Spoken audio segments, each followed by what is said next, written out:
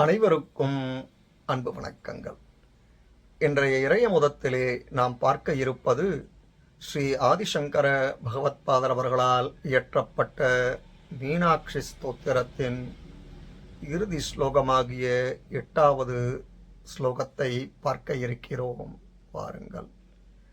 சப்த பிரம்மமயி சராச்சரமயி ஜோதிர்மயி வாங்மயி நித்யானந்தமயி நிரஞ்சனமயி தத்வம் மயி சின்மயி தத்வாதீதமயி பராத்பரமயி மாயாமயி ஸ்ரீமயி சர்வைஸ்வர்யமயி சதாசிவமயி மம் பாகி மீனாம்பிகே.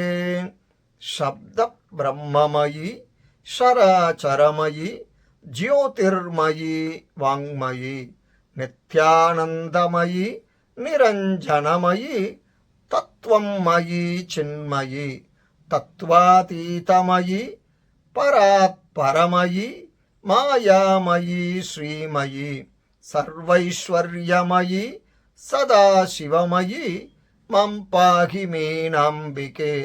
சப்த பிரம்மமயி சராச்சரமயி ஜோதிர்மயி வாங்மயி நித்யானந்தமயி நிரஞ்சனமயி தத்வம் மயி சின்மயி தத்வாதீதமயி பராத்பரமயி மாயாமயி ஸ்ரீமயி சர்வைஸ்வர்யமயி சதாசிவமயி மம் பாகி மீனாம்பிகே.